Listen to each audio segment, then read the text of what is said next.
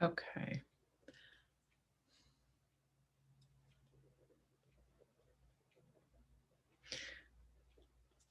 Sorry, I'm writing something down real quick.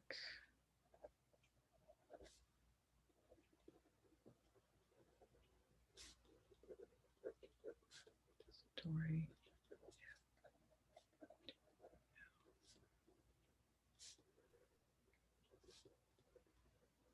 Okay. Who would like to go first? Peggy? Yeah, I may have my grandkids come in about 5 minutes, so I'll go first. I took it somewhere wacky. There's been a constant back and forth between my eyes and ears for the past 5 months. They are partners in that whatever I do with my eyes, I do with my ears. They're only 3 inches apart on the outside, and inside they occupy nearby but separate chambers. But for some reason, they keep volleying an affection back and forth between them. And then the conversation is, I, it's spelled EYE, take her to the pool and watch the line at the bottom so she won't swim her head into the cement wall. My job is to keep her balanced so she won't become eerily dizzy. I help her navigate to the drive home. She can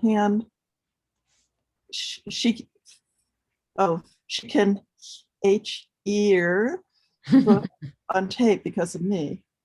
I make it possible for her to write. She can enjoy her yearly videos because of me. Nice. Just to get to a joke. Yeah, it's fun. No, it's fun. Thank you so much. I like that. All right. Who would like to go next? Oh, Susan. And I muted you while you were writing. So sorry about that. Okay. This was my body during my 5-month coma. Wow. Why is everything so confusing? Said I had to go on this particular.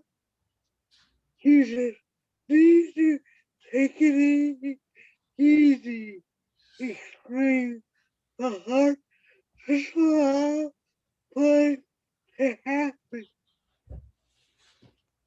Why can't I control the rest of the body anymore? And why can't I work right? I had enough. I'm working fine, said the liver. I am empty, said the stomach. Quit worrying, everyone. We'll get, like said the heart, we'll get through it together like we always do. Awesome. I love that you had so many different parts speaking. That's fabulous. Oh, by the way, we lost your video, but I really liked that. I really enjoyed how each part had expressed a different emotion almost. And then there was this conversation. That's great. Thank you. All right. Who would like to go next? Rev.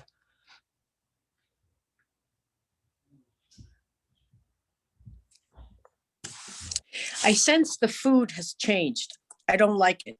It's spicier than normal, pushing my walls to contract and expand, spasm even, ending in hasty explosion of everything passing through. I know the boss wants to tour. She's been away from Israel for so long. She wants to see everything in one day. I'll say flat out, not my problem. I'm sensitive. I'm bruised through all my tubes. I need rest, warm liquids, warm bath. I don't need to run around like crazy, pushing for a bathroom stop. I'm stressed to the max. I'm not a tourist. I don't like her to move around so much, to hike, to eat. My ideal scenario, abstain from eating during the day or drinking and wait till we get home at nightfall. Nice. Nicely done. Thank you. Who would like to go next? Stuart? You can't raise your hand after I call on you. Oh, ouch. Damn it. Why did you do this to me? It's all your fault. You jumped too high. I don't know if I'm broken or just sprained, but now you can't use me to keep your legs straight and stand up. Over and over again, you push yourself to the limits, and I'm the body part that ends up suffering. Today is the day before winter break, and now I'll be in pain for the entire time. Put ice on me now. Last summer, you did the same thing to me when you tried to catch a ball in the outfield and stepped in a hole. Down you went as I twisted to the point of almost breaking. Sure, you can jump high in basketball and run fast, but it seems like I'm always the part that deals with the consequences. Good thing you have 2 ankles, since I'm not much good to you. Awesome. I love it. Natan? I'm exhausted, cries Pancreas, bedraggled with effort. She doesn't listen and doesn't understand what she's doing to us. Liver is nothing but judgment. She keeps giving us the wrong fuel, and now I find myself overworked, confused, foggy. I spit out more insulin, and you spit out more sugar, and the hungrier she becomes, and we cycle, cycle, cycle.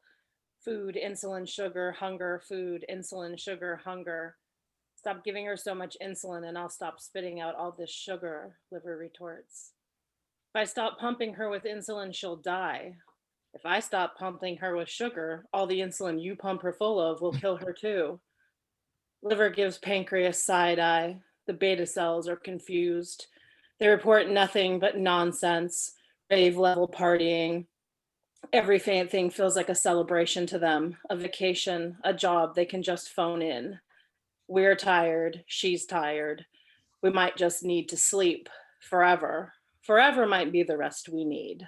Sugar, sleep, sweet dreams. Great. I love this. Chris?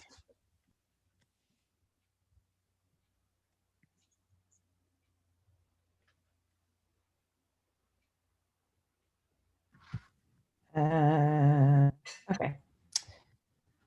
Lungs are tasked with breathing, but this pair of lungs, we resist. We refuse to bring in air, the labor of that, much too demanding. As soon as we feel threat, we clench and brace ourselves for the hit. Breathing exercises, all the rage these days, make us chuckle and tighten to ward off the disturbance of unnecessary oxygen. When the sister went into labor, hearing her moans, we panicked and began to wheeze in time to the sound of her agony. We heard the phrase, the right to suck air, and we counter with the right to refuse air. Nobody can force us to take in extreme amounts of the atmosphere into our little safe space. We will not let that foolishness disturb our tranquility. Nice. Thank you. So something that I've noticed is there's information about ourselves and about our story that resides in our body. I think we all know this. And sometimes by actually writing within, you can pick whatever body part you want, or the whole, or even almost like as if your body is a separate thing from your mind. You can sometimes access that information. I think of it as like the known unknown. It's like, you know it, but your logical mind can't access it. And particularly when we're writing about stuff that is painful, difficult, traumatic. So I'm glad that none of you went there today, because I don't like to dredge that stuff up. In fact, I feel like you all kind of went to a little bit of a humorous place, but it might be an exercise that you could play with to access information that you're struggling to get access to, or maybe don't even want to necessarily. Like, I know I have to, but I don't want to, I don't enjoy this. Write about it so either try the body exercise or do the exercise I think we did last week, where you write about it as though from a stranger or from a person outside of you. Let's say there's 3 people in the scene as well as your narrator. You write it from someone else's perspective, just to help you get access to that information in a way that might not be as easy. So it's just a fun, playful idea. All right. So, well, good work, everybody. So moving back on to the book. So last week I had asked us also if there were any lines that you felt really stuck out to you, or any passages you wanted to share. That I'd love to hear those from her book. We've only got a couple more weeks left to talk about it. And also to think about kind of how she explores the body in this book. Or I think what I was impressed with is that she doesn't shy away from describing it or being embodied. You know, she talks about birth and breastfeeding and afterbirth and things that, you know, polite society tells us we're not supposed to talk about. And yet there's such crucial parts of life. And to me, I felt like she gave us this very full picture, but at times it's uncomfortable or it's awkward or whatever, if depending on where you're coming from. Also, even in describing the situation regarding her mother's death, she gives us some details. So I'm just wondering if we kind of open up a little bit of discussion, like how, keeping in mind our biases, our like, let's try to be non-judgmental when we talk about this stuff. Like, it may have been uncomfortable for you. Try to keep it in terms of like, I found this uncomfortable because it was a new experience, or I'd never read about this before, but try not to, like, you know, women have bodies that give birth and bleed and things like that. So if it was gross, I don't really want to hear about that. I want to hear how it made you feel and how you reacted to it more than anything. Chris, you had your hand go up? No, I lied. I made that up. And if you don't have anything to say about this, you can just talk about what struck you, what resonated with you. You know, we can go back to the heat for you in these pages, anything like that. Yeah, Stuart.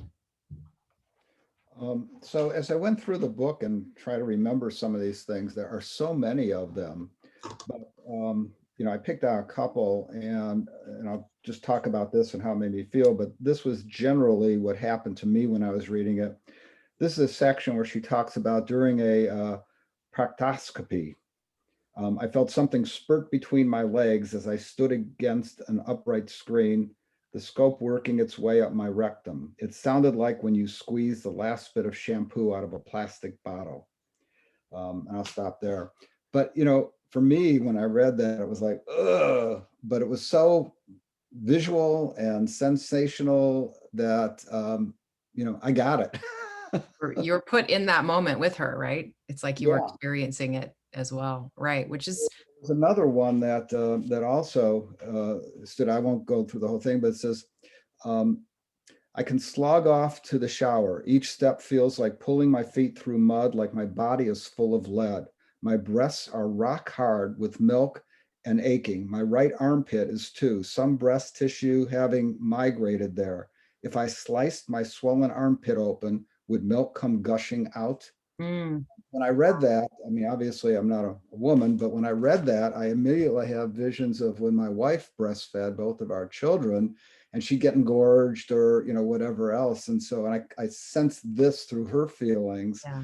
It just came across so clearly. Yeah, and I appreciate that you can read those things coming from a position of not experiencing them and be like, wow. And like, to me, it provokes awe as much as it does discomfort. I think there's moments like when she's describing the rectal exam, she wants you to feel uncomfortable with her. Like, that's part of her intention, not like from a shock point, but from like, I'm trying to help you convey an experience. And it works, you know? So I think that I think we might have a tendency to shy away from what we consider gory, quote unquote, gory details. And I would say her book is a good example of how it actually can work. Okay, I saw your hand go up this time for real, Chris. I'm sorry, go ahead. Oh yeah, sorry, sir. You're right.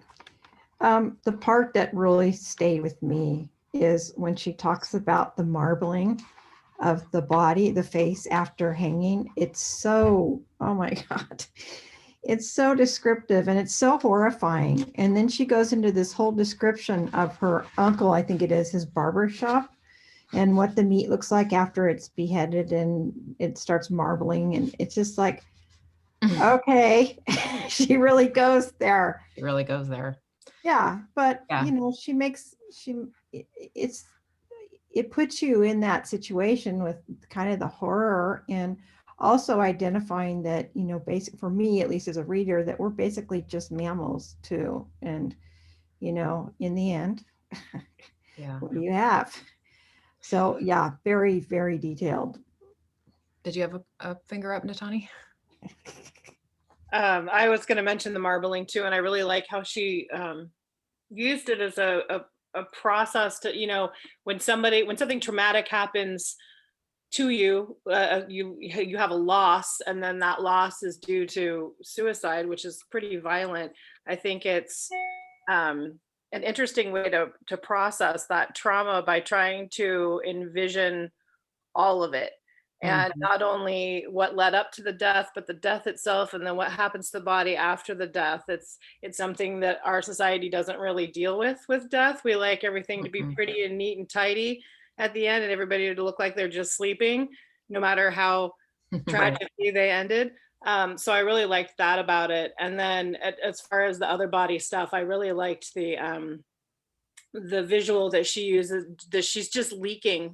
She's at this funeral and she's leaking milk and she's leaking blood, and she's just got all of these mom fluids happening in her body. And then the balance with Asher and Ashes was just Mm. like, I was in tears for her, because I don't know how that wouldn't have struck her.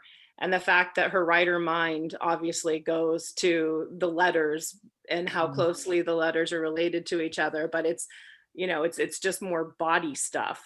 What Mhm. happens to our bodies after we die? Do we decay? Do we burn? Do we Mhm. become ashes? And I like how she mentioned the color of the ashes being lighter than she expected them to be, because you're used to campfire ashes and wood ashes, and The we body. don't know what the body does because we don't talk about death in this society. So I think her revelations with stuff like that kind of brings that up too, is that we don't talk about death. I think you're right. I think on all the things she describes from a bodily perspective, there can be an initial like, wait a minute, I don't want to hear about this. And then there's a, oh wait, this is so real. And then there's a almost like I think it is because we're so sanitized that there's actually almost a kind of relief for me, at least as a reader, in going, oh yeah, this is all just part of the human experience. And if I cordon it off over here and say, we don't talk about that, or I don't want to look at that, like what am I pushing away? My own fear of mortality, my own, it's like, it's like that. When I was pregnant, they would, people warn you, you're going to poop on the birthing table. And you're like, no, I'm not, shut up. Like, these things that you're like, well, even if you do, it's just human. It's just what happens, there's nothing. It's just that we have all this like veils over everything. Yes, Natani. One thing that reminds me of, I had several clients when I was a doula being like, I don't want to poop, I don't want to poop. And I was like, I'm going to tell you something that one of my first nurses told me, which was, if you poop after you give birth, I might be a little put by that. But anything you do during labor, That's really fair. funny. Oh, that's so good. Yeah, Stuart. I just have to say, it's interesting that I was going to also comment that one of the things that she does in the book is she doesn't shy away from using the actual words. And I was going to say like poop. And Yeah. both of you then followed up with that. Right. But Instead of like, passing gas and, things like that, where we make these phrases, even, yeah, I think that's one of the things I admire about her is I feel like she quite literally lets it all hang out on the page. Like, and to me, that makes me trust her more as a reader rather than, and it, even if I'm grossed out, it's only because like, how often do we enjoy hearing about rectal exams? But it's not because I'm grossed out that she's telling me it. It's more like, yeah, it's not an experience I enjoy sharing with other people, but it's not because I'm disgusted by her. I mean, I'm sure there are readers who are, based on their own personal experiences and what they're allowed to talk about or write about in their lives. Yeah, Chris, did you have a hand? Somebody had a hand up. I did.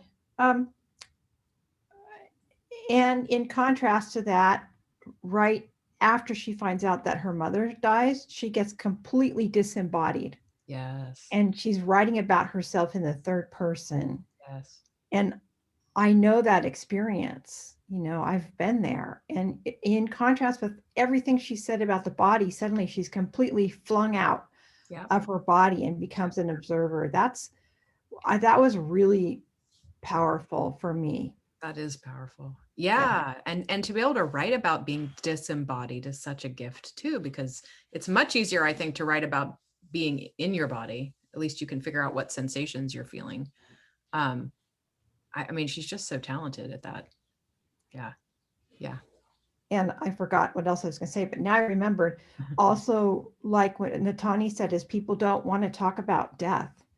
Nope. It's like they change the subject or whatever, and so her friends are calling and congratulating her for having a baby, and she's saying, my mom just died, or my mom just killed herself, or whatever, and they're acting, they're just ignoring it like it's something.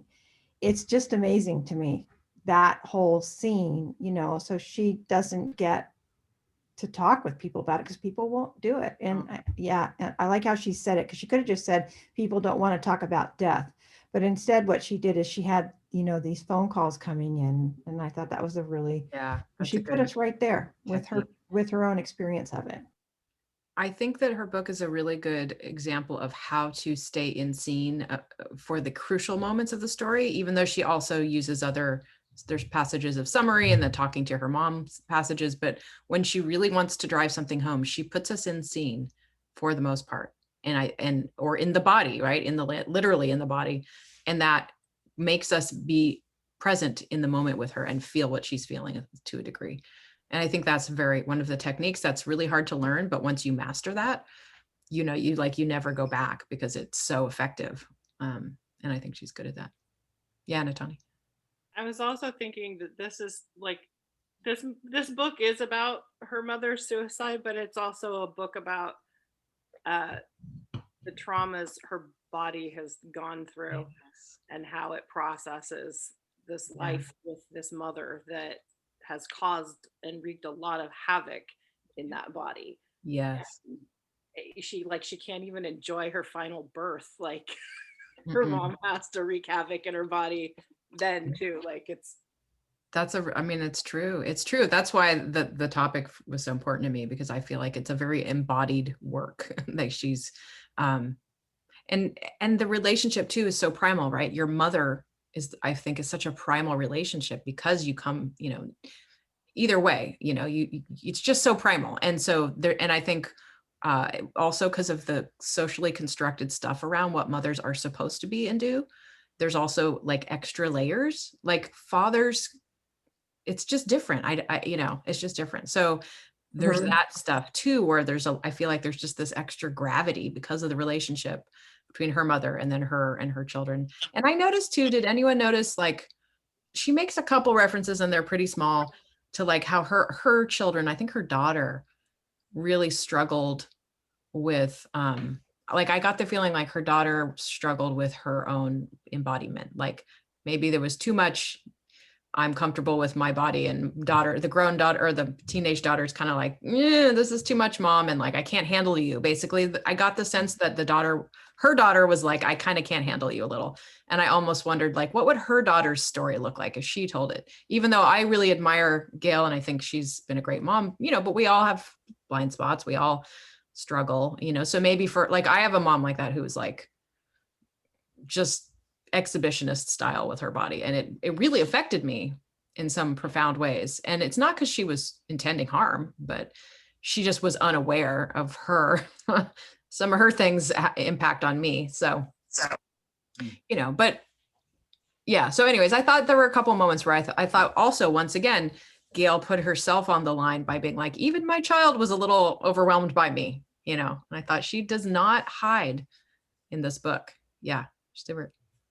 No, and one of the things for me, while it was uncomfortable sometimes, there was an authenticity that I think was important for her to get this story out, because she didn't hold back. You never had to wonder, was she glossing over it? Was she using a term just so it wouldn't be offensive? She told it like it was from her perspective. And for me, that was good. That was very authentic. Yeah.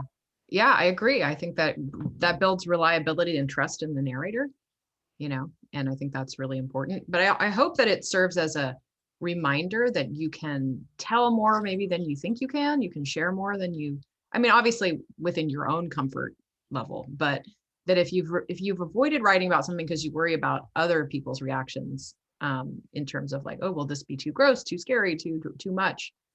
I generally say no. And of course, you could always tone it back later if you put it on the page and then everyone's like, I can't take it, but like, I was trying to think like, what would be too much for me? Like, I think mostly, like, I don't want to see a murder scene. I really don't want to read somebody like hacking someone apart or something like that. But like, I could probably handle most, and obviously assault and things like that are really hard to read. But at the same time, I read a great memoir called The Other Side by this woman who was in an abusive relationship with I feel like he might have been her professor at one point, but an older man. And, there's definitely some assault and sort of sexual abuse that goes on, but she writes about it in a way that I was able to read it and just really empathize with her. So even that level of, topic is not like you have to hide from it. It's just finding the way. I think the hardest part is finding the way that you can write about it without reliving trauma. That's probably the first question. And then second, it's like, how can I put the reader in a scene so that they can experience what I'm talking about, so that I'm not just telling them this was bad, this was hard, here's what happened, when my mom was mean, or when I was abused. So it's a very fine line. And I also think that's where having that voice of experience to come in at some point and say, yes, this horrible thing happened to me, but here's what I've come to make of it now, or here's how I've processed it or dealt with it. I don't necessarily go for here's how I healed it narratives. I mean, some people do heal it, obviously many people do, but just that I don't think every narrative has to be about healing. I think it can be about here's how I dealt with it, some of which is healed and some of which is not. There's a gray area. Well, let's also maybe just go around and just tell me what other heat was up for you, or anything that I haven't, given you the opportunity to talk about. And then if nothing comes up, I have one more question for us before we move on to the critique part. Let's see, anyone want to start with something burning? Natani, do you have anything more on your mind? Yeah, well, yeah, I mean, I read the last 40 pages, the 160 to 200-ish last night, and then reread it again this morning, and I just kept getting struck by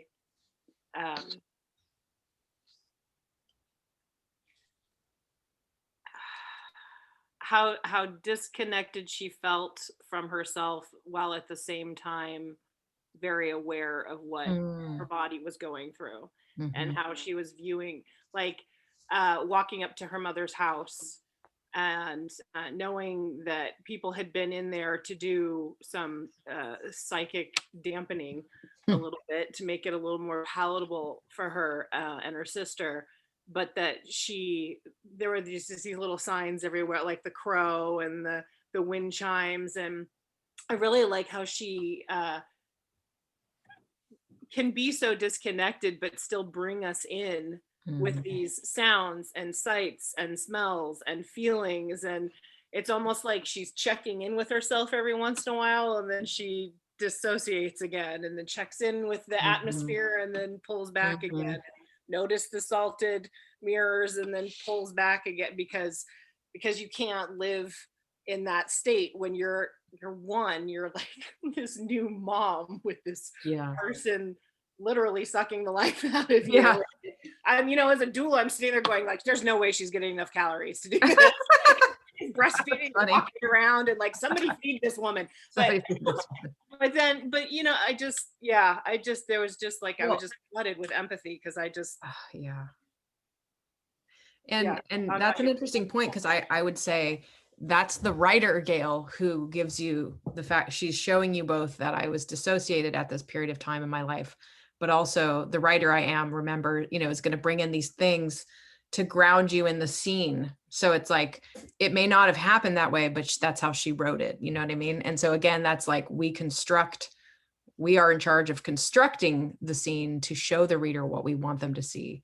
And that can take some time, but that's, to me, the art, that's her art at work. I mean, the fact that she can write a book about suicide with all these visceral details, and then I can say to people, this is one of the most beautiful books I've ever read. And you're like, that's the poet in her. That's like, the poet. I mean, the whole book is poetry. I know. It's just not poetry in the form we're used to. And it's just like, it's kind of an astounding feat. Yeah, it is. Yeah. Stuart, you'd had your hand up. Yeah, and it's sort of on that thing, a couple of things that that stood out, and that is that she is able to look at things from a lot of different perspectives.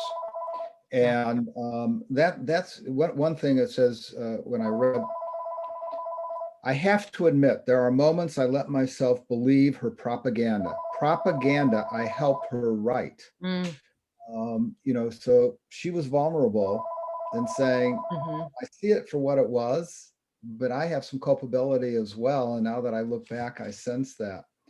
mm, Uh, and then the other thing was that, and I think this goes along the line about how she dealt with her mother's, you know, delusional issues, where she talked about in this one section, she says, I let myself believe she could make a difference, maybe because she has in the past. She can be persuasive when she isn't delusional, mm. sometimes even when she is. So it was like she was looking at her mother for whatever good qualities and values there That's a good were. point. Yeah. Also, she knows that she was delusional.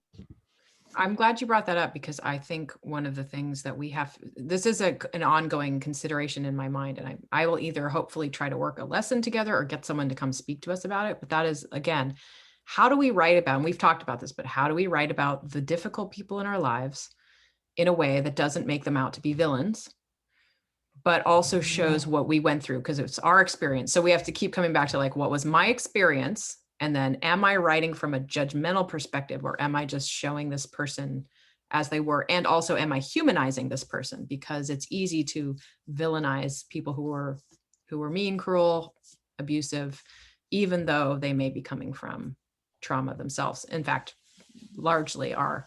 So I think in getting to, so I would start to think about those people in your own story as characters and think about the character development of them. Maybe that's what we'll do is we'll do a character development workshop. How do we develop their backstory? What happened to them? How do we show how do we let that come through without just saying they had a terrible childhood too? You know, what behaviors, and then what language do we use to describe, let's like write about an incident where someone treated you badly. How can you write about it without where you can find, and again, I don't necessarily suggest people have to find the lesson in their harm, but you know, like more maybe like what strengths and skills did you develop to respond to that might be something. So it's a really good thing we need to explore because we all have difficult people in our stories. There's just no way around it. And sometimes we are the difficult person in our story too. And so how do we write about our bad choices or moments where we didn't behave well and not come off as total assholes either? So That's the thing. Like that's where good healing happens, is where you acknowledge your inner asshole and you say, "Oh, this is why I did that. Mhm. I did that because this person did this to me, and this person is like this because this happened to them." Yes, Like you it, show. yeah. I think that's where you start to show like cycles and, you know, generational trauma and family dysfunction. If you can draw those connections and be like, you know, to me, because probably because what my husband does for a living, I now think of all families as a system and a closed system for the most part, right? Like every family is its own little society with rules, mores, limits, values, and language. And within that society or in that system, you don't actually see things all that clearly, you know, and then you know how like in a family, you just like, there's all these unspoken rules where no one has ever said, you know, we don't talk about that or your brother isn't supposed to do that, but we just know. I find that so fascinating how it's just like it's like psychically, and you know how we behave to each other is just communicated without ever tacitly being told. So I think that's like in and of itself a great topic. So I'm completely getting off course here now. Susan, I want to give you some time to speak. Is there anything about the book that you would like to say? And remember, I accidentally muted, well, no, I actually intentionally muted everyone when you were writing. So you'll have to unmute. Family drama. Okay. Um, the one thing I really like was when she explained how her mother looked in the mirror and saw her dead mother. Mm-hmm. And anything about that you want to say, like why it stood out to you? It just struck me as very full foreshadowing Oh yeah. and also acknowledging that was so um, important. Mm-hmm. Absolutely. Yeah. And, Awesome. I don't want to cut you off. So did you have more to say or? Okay. Okay. Rev, what about you? Anything, any thoughts? Well, I mean, it's a very impactful book, and I'm going through slow motion through the reading and noticing more, especially since you assigned lines to that stood out for us, and I do marvel at her candor, which is everybody has said. Unfortunately, I'm not as far along as everybody else is, and I'm waiting to, I like to savor the reading, so I'm very slow at it, so I haven't gotten as far into it as as I can, but I can see how she, there are no secrets in her closets, and that's something that I strive for in my own, we all do, because, and there's lots of things that I haven't gotten to the death part, but there's lots of things that I've identified along the line that said, oh my God, I've been there. I had colitis, and I haven't, I had an emotionally disturbed son. So I know delusions and psychosis, and, and I've talked about it, but it's nice to see it presented in a poetic way, and that's, I'm waiting to get more into the guts and blood of the. Coming. Keep reading. Yeah, It's there. I am. I apologize that I'm not That's okay. further along, but I think my own writing just is pretty consuming. That's fine. Thank you for that. Actually, I did want to talk just briefly about the issue of her mother's delusions, and then we'll get to Rev's piece. But any thoughts on sort of how she explored that, how she talked about it? It's a tough subject. I've read a few books with where a character has delusions, and I feel like it could easily be made into spectacle, and I don't feel like she does that. Any thoughts on how she went about how you experienced that, Chris, and then Natani? Yep, still muted, Chris. My space bar didn't work. She does it in scene a lot, and doesn't embellish really. So like when her mom tases or tries to tase her father, she just relates the phone call and relates the hospital report. And that's all you need. It's not spectacle. It's just like, here's what I saw. And then the reader gets to interpret it, how you want. Because as a child of someone who's, having to deal with delusions, that's the experience. So she brings us into her world. Yeah. Natani? I like how she made the delusions medical, because they're not a personal failing. They're not something Exactly. she's doing on purpose. It's an illness. And I like how she also listed at some point later on, that it might have been unchecked diabetes, that it might have been the disease she thinks it is, that it could have been this whole host of Right. things, or just the perfect storm of myriad things, but that Yes. she keeps it medical. And I think that's a really important message in general, is that people's mental illnesses are not personal failings. Yeah, I think that's a great point. I think in general, that's why I think there's a lot of tenderness and compassion in the way she writes about the suicide too, that, it's like, there are times in the story where you can tell her mother's absence would be a relief. And yet the grief is still so deep when her mother finally goes, like, even after everything. That really struck me and moved me. Like, you know, like I can even choke up thinking about it now, just like how it reminds me of when my grandmother died, and they had a very contentious relationship. And my mom said, I always thought I would be relieved when she died. And she was like barely able to function when her mother passed away. So it surprises you. Sometimes you're freed and sometimes you're not, you know, and you don't know. And I thought that was, you know, that kind of consideration was powerful. Peggy, since you're back again and you haven't had a chance to say much, we've been sort of talking about the body stuff and the delusion stuff. Is there any heat you want to talk about, or anything that struck you in your? It's interesting because from my perspective, what I saw was her, I saw Gayle being the child of a narcissistic mom. And my reaction to being a child of a narcissistic mom is fury. Mm-hmm. And hers is compassion, really.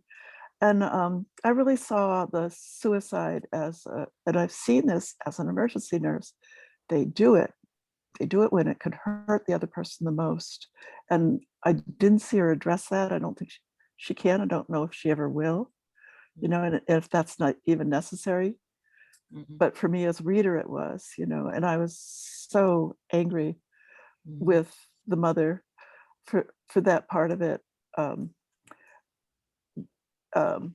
Just wanted to, to me, she just wanted to steal the spotlight from her daughter in this new birth. And she got gypped out of being there. She thought, from the mother's perspective. So she was going to one up her. But anyway, that was my angry take. You know what? That.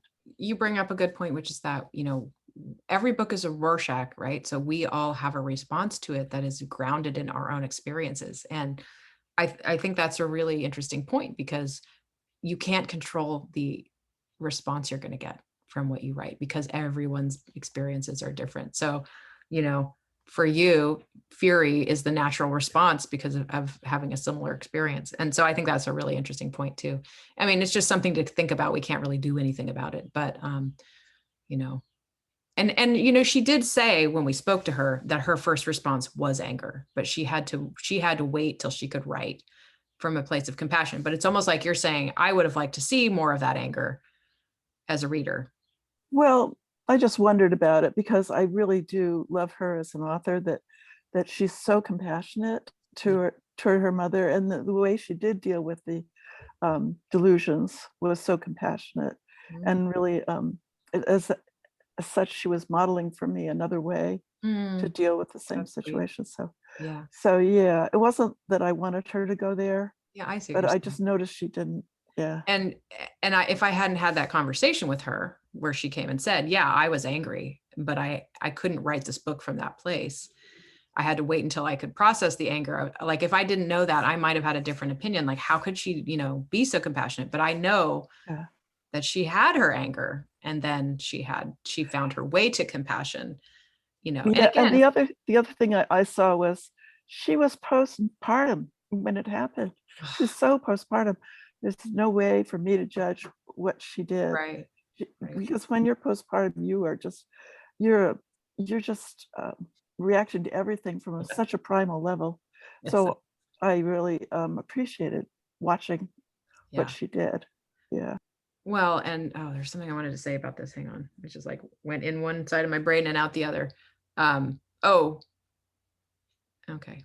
I'll come back to me. Go ahead, Rev, while I'm thinking what I was going to say. Yeah, sometimes if there's a specific emotion expressed on the page and it overwhelms the page, then the reader doesn't have a place to go almost. You know, so like, you know, I waited a long time to write my story so that I can write it out of compassion. You can have your own take on it, but I think if, you know, and I have somebody else in my family that wrote a story out of anger, and, you know, and it's like, yeah, I'm angry with her, but I'm also angry that she hasn't healed at all, and that she hasn't gone to the other side of that you know, that one emotion, and it's a one emotion book. So I think we need to, like when you see somebody crying in a film, it doesn't leave as much space for you to cry. But if they hold back the tears and you can feel what they're feeling on the inside, then you get a chance to cry. Yeah, there's definitely a fine line we have to walk, but I think it all again comes back down to if you are showing what your narrator is in scene going through versus trying to just, you know, tell us, because I'm okay reading a character crying, though I take your point very much, but it is about like how much emotion is coming through at any given point. And I want to say again that Gayle constructed this story. We don't know if she was exactly where she is in those moments and scenes. She put it together the way, you know, she processed her anger, but the anger did happen. So, I mean, she could have put it in and it would have been legitimate and I would have accepted it as a reader. But for her purposes, she chose not to, at least not much. So again, she crafted the story. So you get to decide.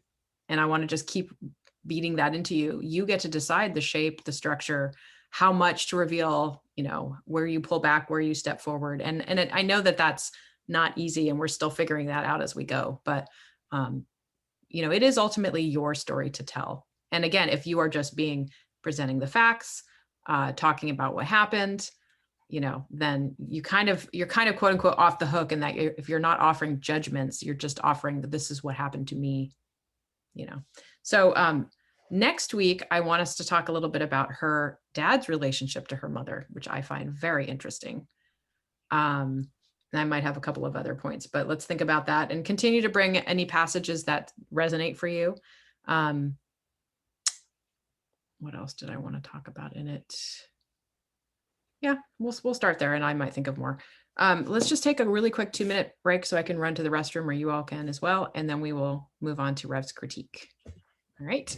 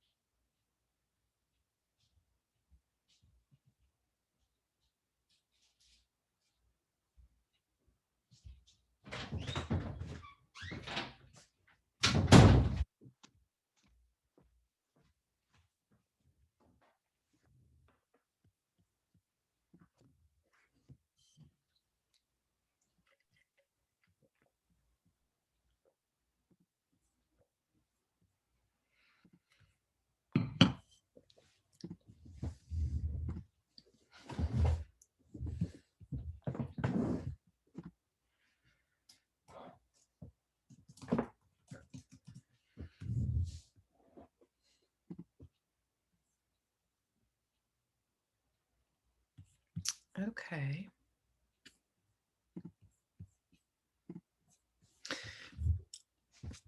I'm back whenever the rest of you are.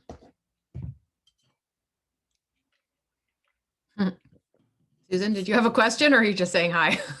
You're muted, so I can't tell. Have you ever tried just hitting the space bar, Susan, to it just temporarily unmutes you? I know it doesn't work for everyone. Oh no, I'm using my phone. Oh, you're on your phone. And your Yeah. camera disappeared again, just FYI. There you are. Nope, you're gone. You're there, you're gone. Yeah, on the phone, it's easy to unmute because all you do is just press the mic. Oh, right. If you have, yeah. No, why? It's just one of these things I feel like it should be simpler. Since my life has been on Zoom for a year, I've suddenly come to think about these things. All right. So for next session, I'm thinking about a memoir and essay form. So basically a book that's told where each chapter is its own essay.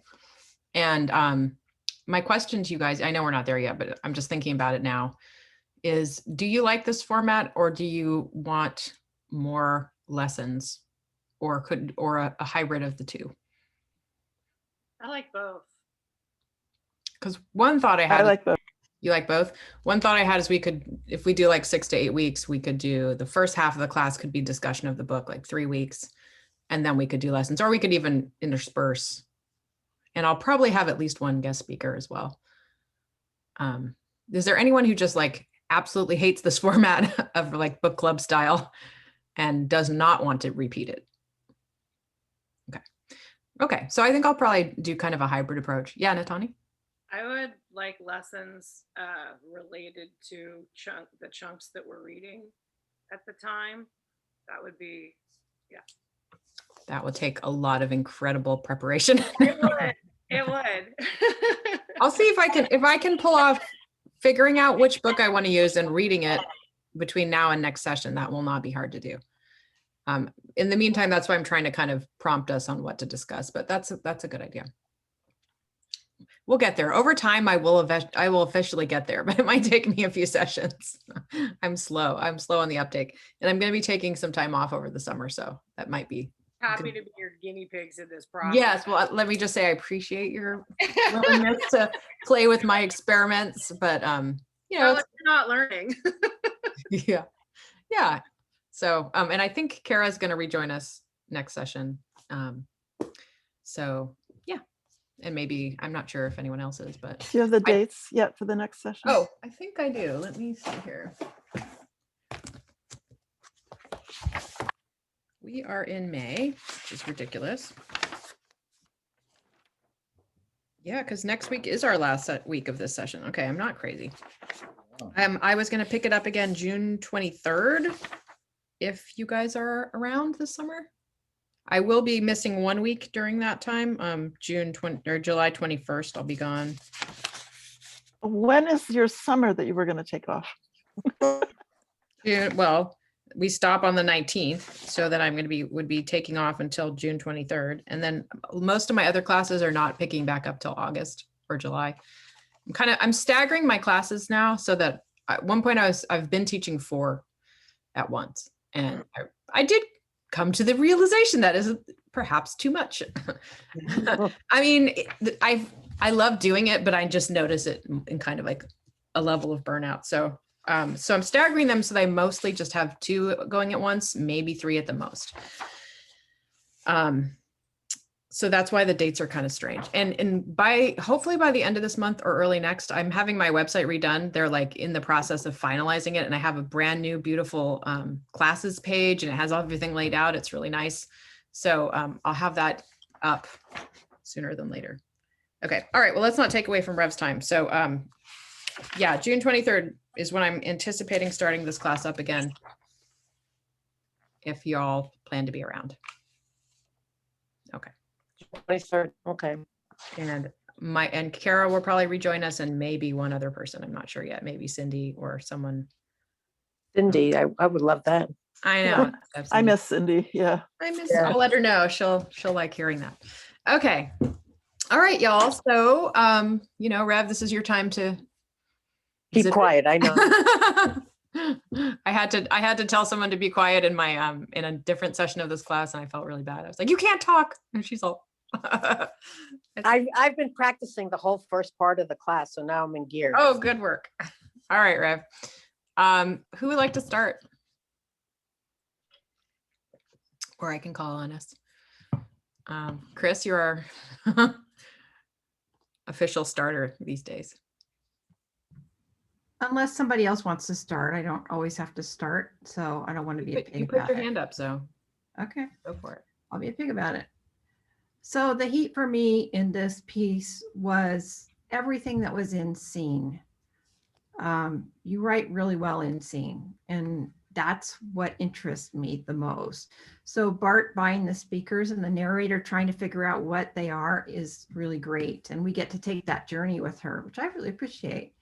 The kids in Israel dialoguing with the turkeys, like that was really cute and really funny and really helped me connect with the narrator. Like, oh yeah, this was her childhood.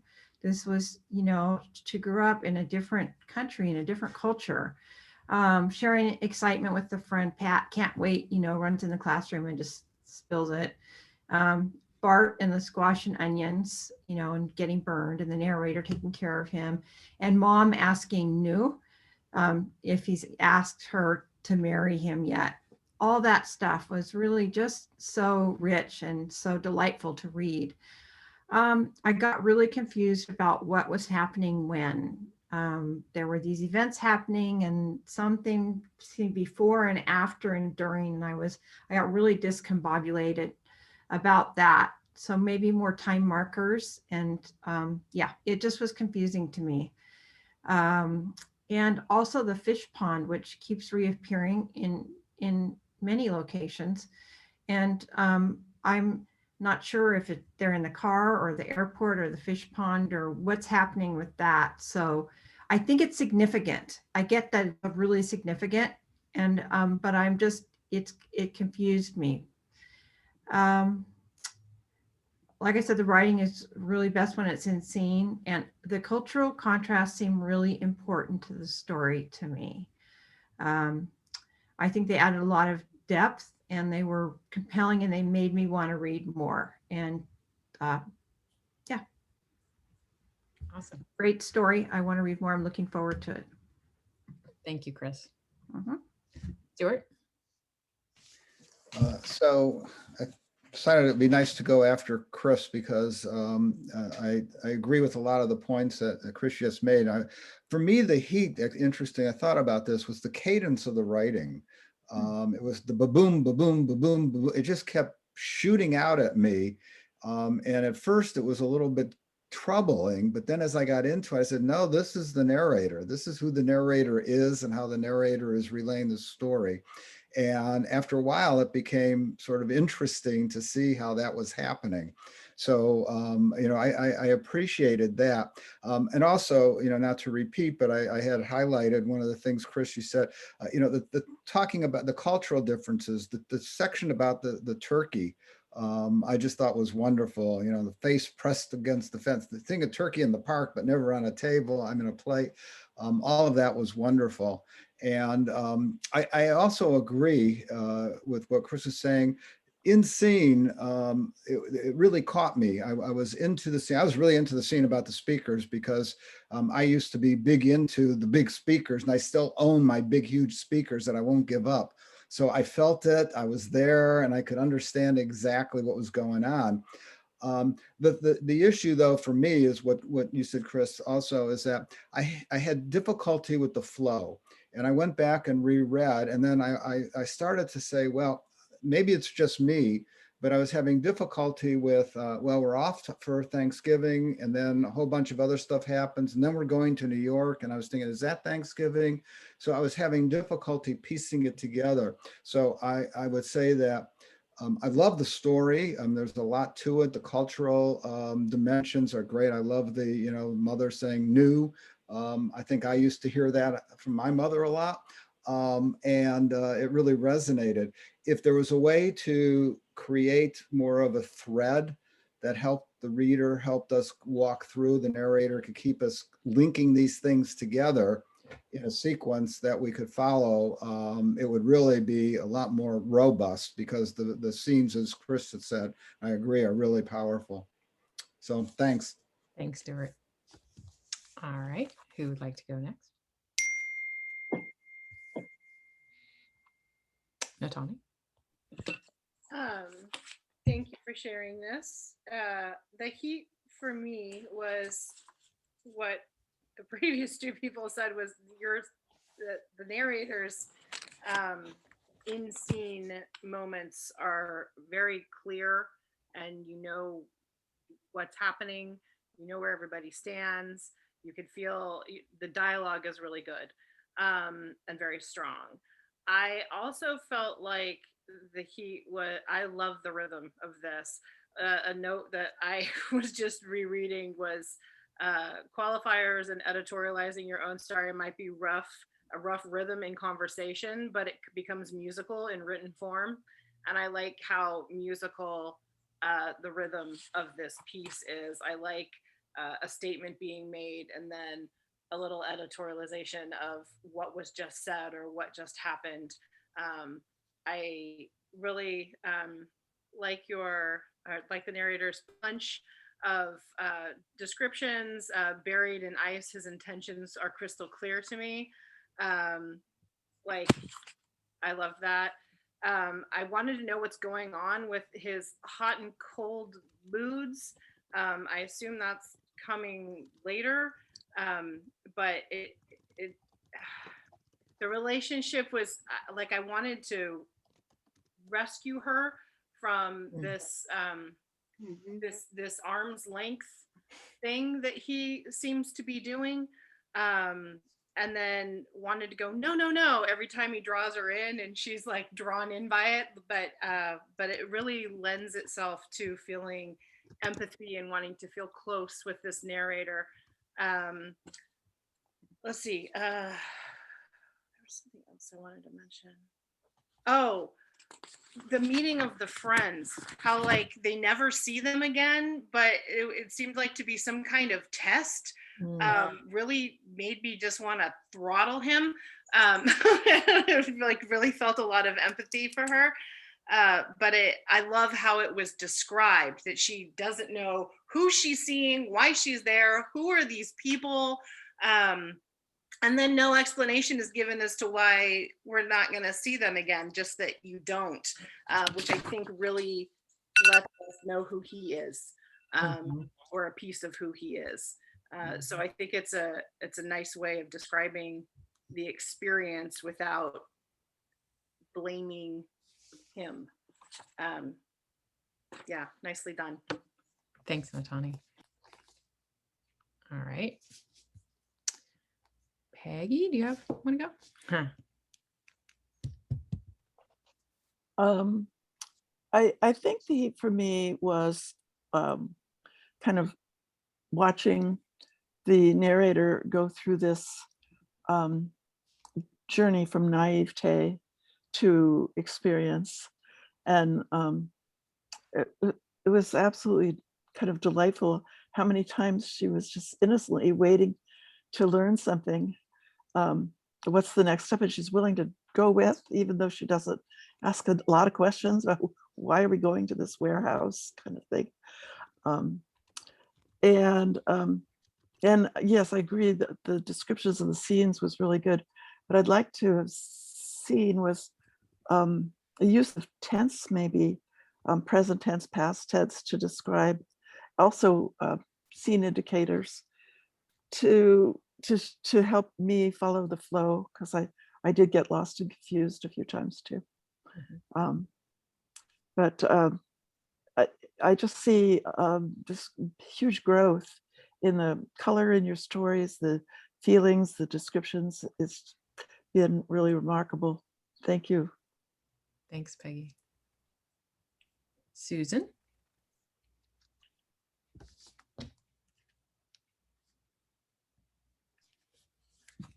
You lost your screen again. There you are. I really enjoy this. The only thing I would want more of is cultural differences. More cultural difference. More, yeah, more explanation of that. But the one thing I found really good was her explanation, her expectations. They're really for him to propose. They really got me hooked. Awesome. There. Oh, awesome. Thank you so much. All right. Everyone went, right? But me. Thanks again, Rev. It is. I also enjoy seeing your writing transform over the last few months, and seeing how much you've been writing is fabulous.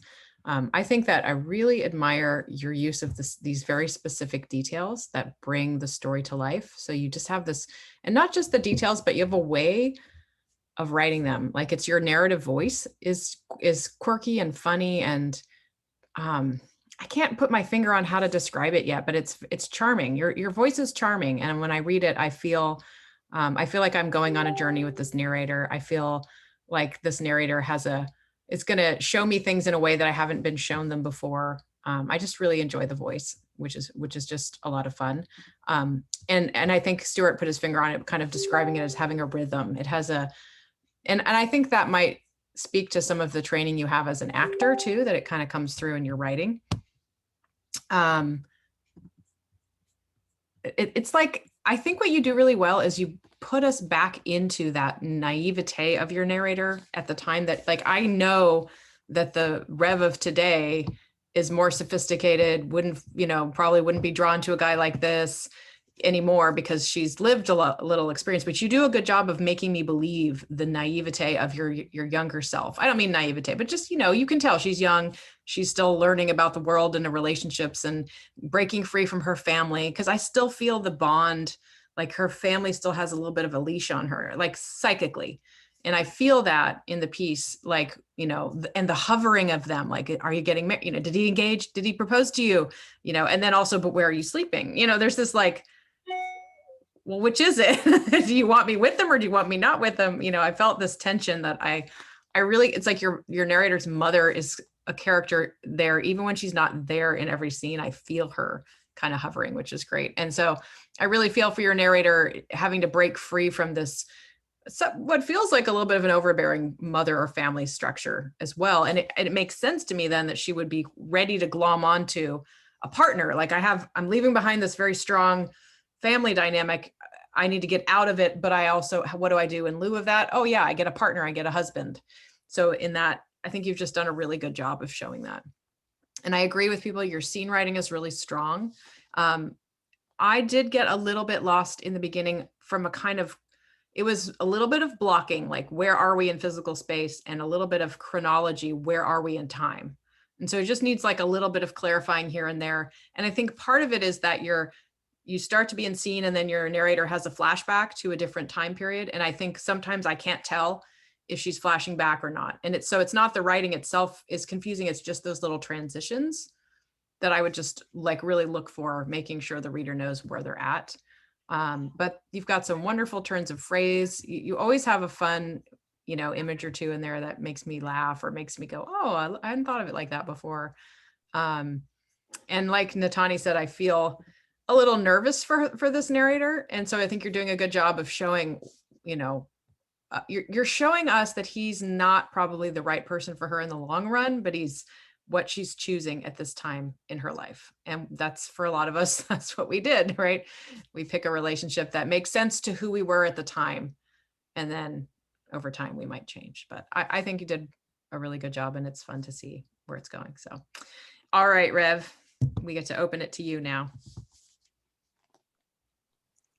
Thank you for for all the comments. Yeah, I think part of the being lost pattern and what you're talking about, that I need to tweak some things. I'm trying to write the whole thing in present tense Mhm. so that it's immediate. Mhm. So sometimes I do flashback a lot because my mind is like one of the characters in the book.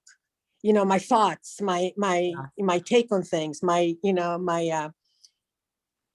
to me, the whole thing seems extremely chronological because I've lived it and I know exactly where I'm going. And and maybe I should, and technically I'm not sure if I'm supposed to do this, but when I do flashback, just switch to the past tense. That's one way to do it.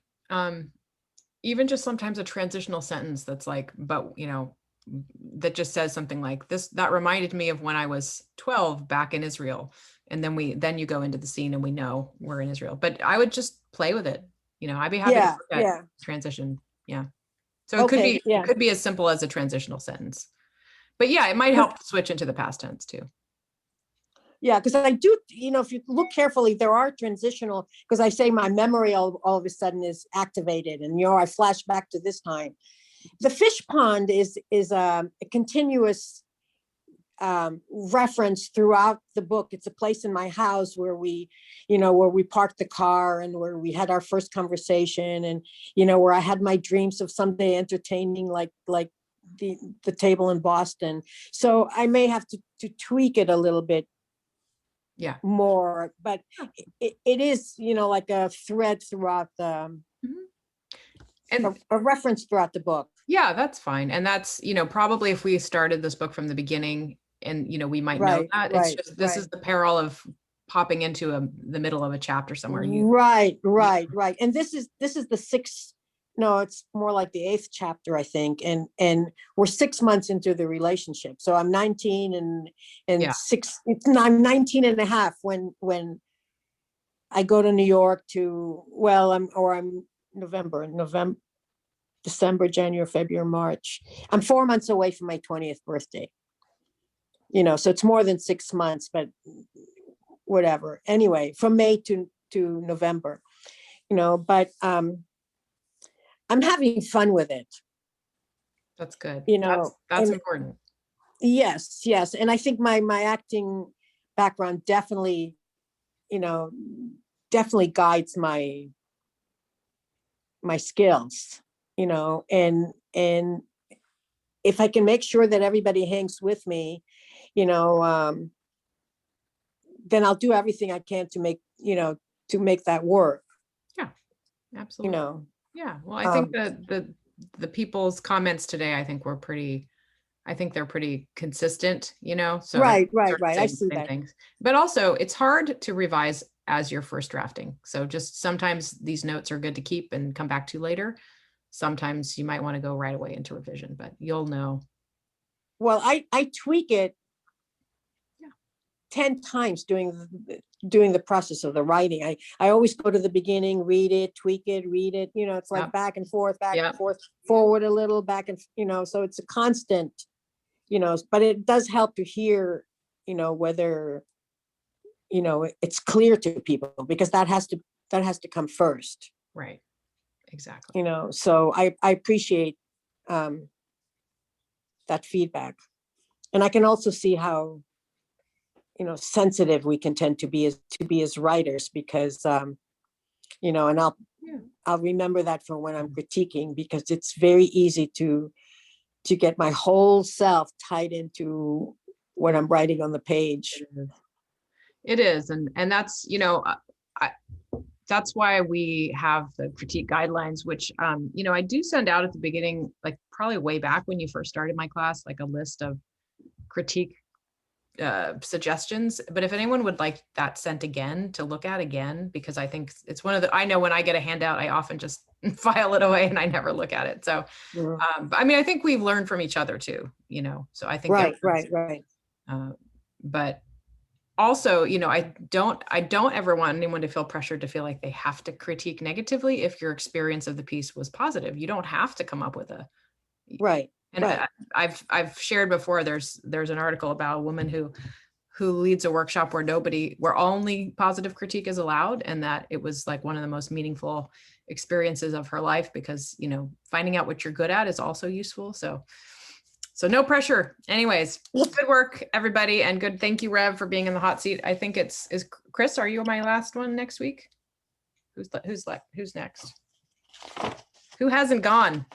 Basically, it is Chris. I am, yeah. Okay.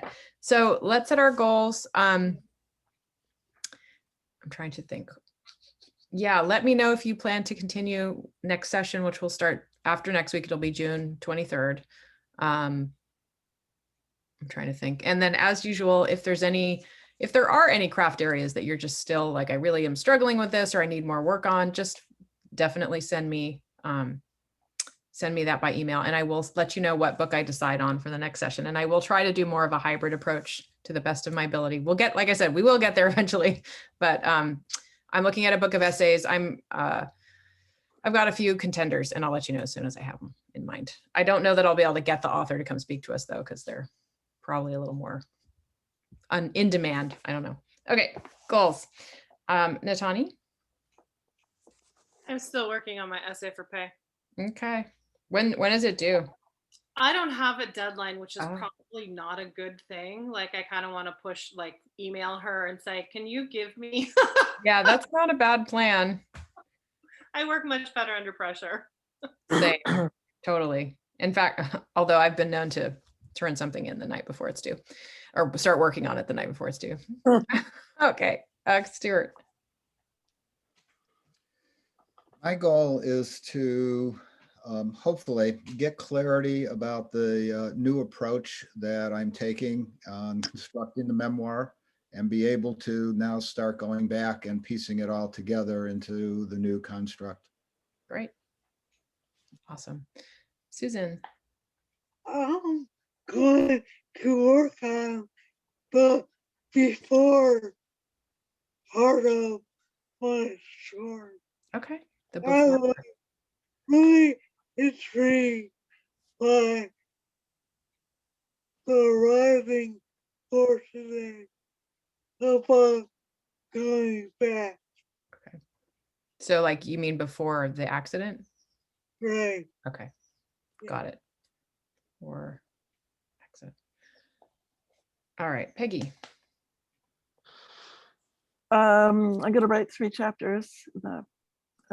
Yeah, Impressive. I right love where it. I'm at. Good.